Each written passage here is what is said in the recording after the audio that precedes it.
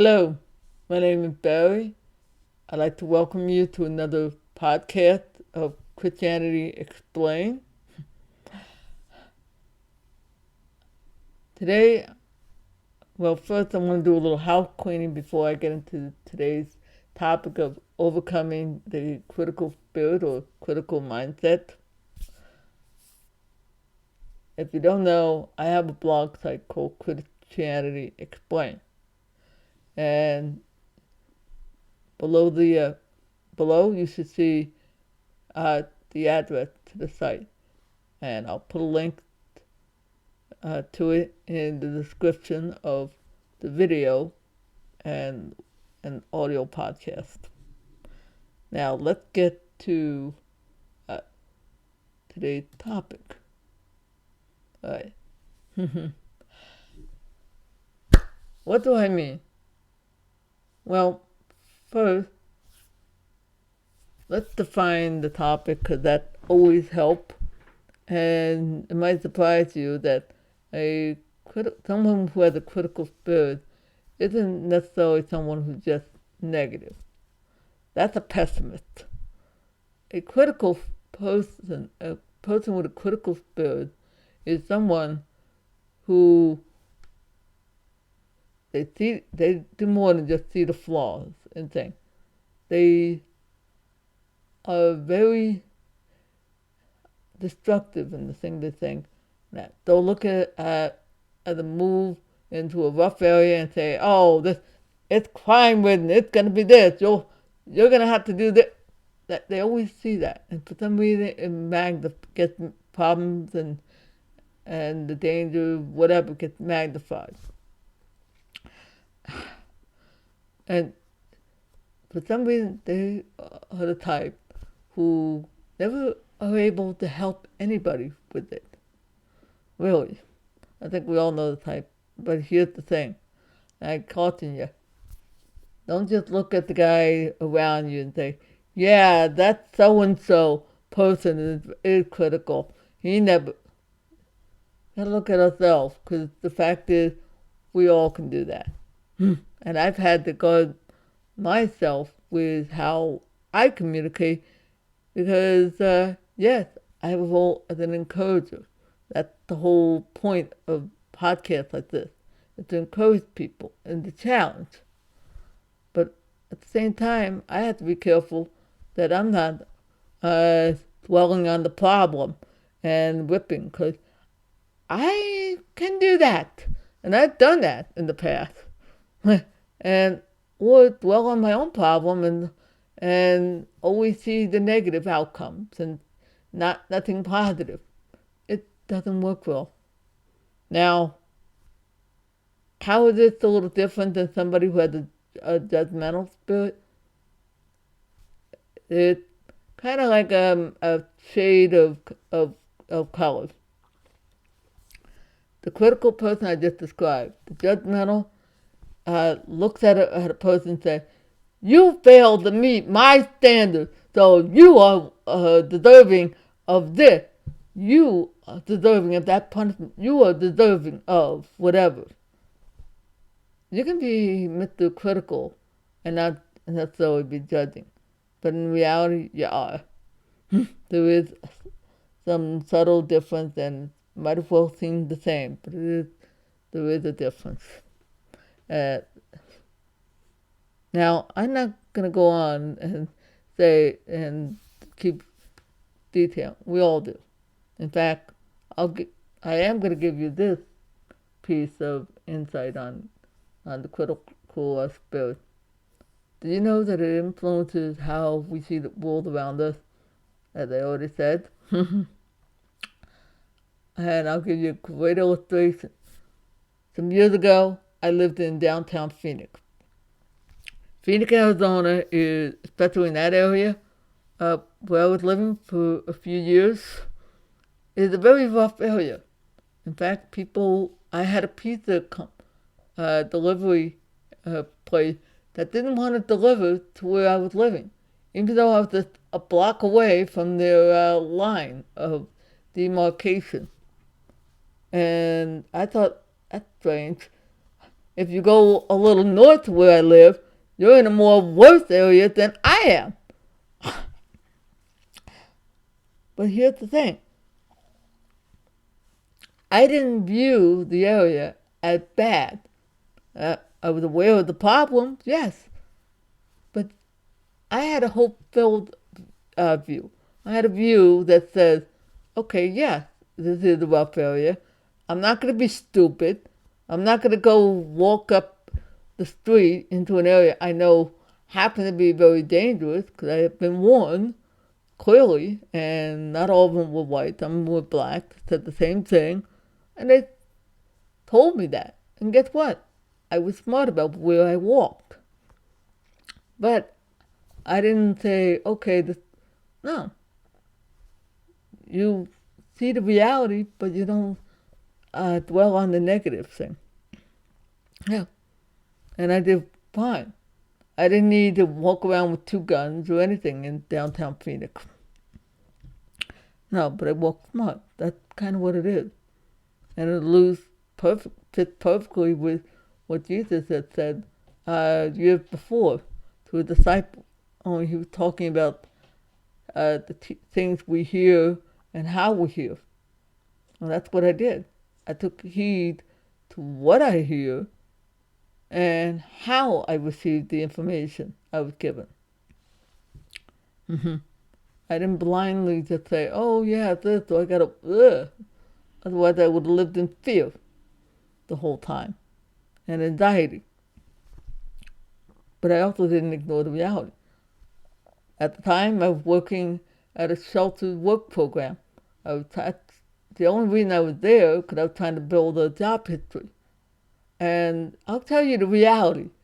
The reality is that those programs are pretty much on poverty line job. Yeah, you're working at poverty level. And unless you do something about the situation, you're going to be stuck on it. There's no elevation. There's no nothing. I had my fill of people trying to put a phony positive spin on a very ugly, bad situation. It is true God had other purpose, and what he did, he actually put it in their heart to say, this guy really needs to be in this setting, which opened the door for other things. But that doesn't happen if you always see that. Lord, continue to heal my heart in other areas. Help me to see that, oh, maybe the world isn't so gray. That's the other aspect of the critical-minded person. To them, the world is gray. And that. And the Lord was healing me of that by each encounter. Even my connection with a disability advocacy group I was on with Independent Living. They were helpful. Yeah. I would have loved to have had opened up and allowed some the church people in that area, but I didn't really know who I could talk with at the time. Over here, where I'm now, today I'm in a church community where, hello, I would have to absolutely refuse to see a lot of the same thing I've been looking for. Gee, that's why I'm blessed by my home church community and the people I've run into now. Things have changed. Yeah. Oh, don't worry. They took the good aspect of conservative theology, but didn't apply that with all the others. At least they had the right idea of how to use that conservative thing, not the wrong way. But that's what it is. And I'm going to talk a little bit about social media. Guys, we're not supposed to just live in the real world and speak words. It's also the things we say on the internet. I've seen the crap I've seen on Facebook. And I'm literally going, how are you helping? How are you helping anybody who's hurting? Yeah, I see one guy who loves quoting statistics, and I'm like, dude, how are you helping people overcome the spirit of fear that that always strikes when they see a cop? All right, I have friends who happen to be black who say, yeah, they had to deal with that fear because they're worried that the cop is gonna shoot them or something, even though they, and you can tell them, oh, as long as you're not, yeah, as long as you aren't on the receiving end and you're not seeing constant news saying, oh, when the cop come and looking by you, you don't get that. They do. They're constantly inundated, so they have a spirit of fear. But statistic isn't going to fix that. You got to deal with it like a human being. All right, critical mind person can't do that. In fact, they use statistics in the worst way possible. Think, I want to challenge you to think and hopeful. Speak words of life and help. And also speak words that said to fear, hit the road, Jack. Don't come back no more. Hit the road, Jack. Get the heck away from my friend. Get the away from my friend. It's really the way I say. But really, that's what it is. That's what the spirit of fear actually came from, the pit of hell. And you want to send it back there. Oh, wow. But that's how one of the things that needs to be done. But how do we do this? Okay, I'm giving you all these. But we have to guard against that critical mindset in ourselves if we want to help others. One, worship of the Lord and giving Him praise and acknowledging God, saying thank you, Father, for what you have done. There's a beautiful song that says, get played every so often. I call it a Christian identity related song more than a worship song, and it's worth playing. I am no longer a slave to fear, for I am a child of God. It's a beautiful song. I would encourage you, especially if you are, because you're telling fear, hit the road, Jack. Ain't want it. You're not. And I know, just in case, well, instead of dragging your butt, why not become a child? Ask the Lord. Then help Him, ask Him to help you with dealing with whatever that's keeping you from knowing Him. All right, why are you allowing fear and all the stuff you hear from everybody else dictate? Come to the Father, ask Him, talk with Him about your issues and the things you're believing. Now, I'm gonna save the talk about who God is, how I'm seeing God for another podcast, because I'll segue into other things. Later this week, I'm gonna post an article. I will hopefully post an article with a little better detail about overcoming the mindset of critical. Excuse me. And I hope you'll take the time to read it. Let me know if it hadn't shown up. And just remember, the plan is on Thursday. Tomorrow, I have a different video plan.